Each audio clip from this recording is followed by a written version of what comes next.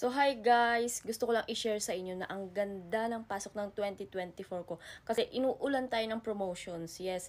So, ang dami nagpapadala sa akin ng mga products. So, naka-receive ako ng product from JLab Beauty and Skincare. Ayan. So, meron pa tong isa eh.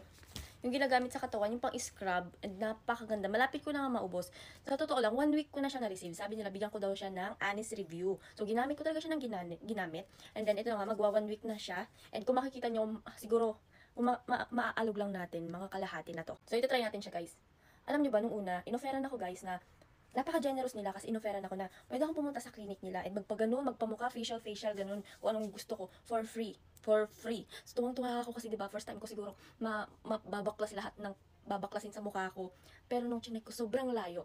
So, siguro darating. Kasi nasa Fukuoka eh. Kung darating pa ako ng Tokyo, magbabiyahe pa ng 2 hours papunta doon sa lugar nila. So, natanggihan ko, guys. Ano yun, ako yung hindi, ako yung nahihiya ako.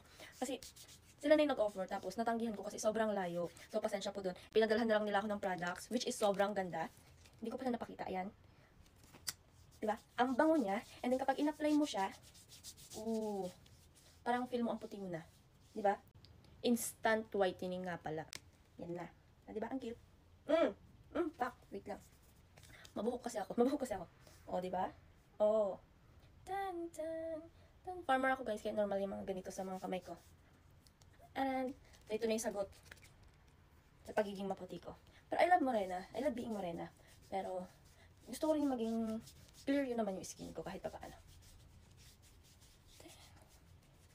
Tadan! Di ba ang cute?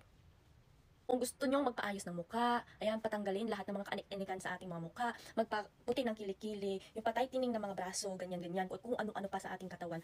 Perfect na puntahan ang JLab Beauty and Skincare. So, kung may pagkakataon lang na makapunta ako doon, pupunta po ako. So, follow nyo to, guys.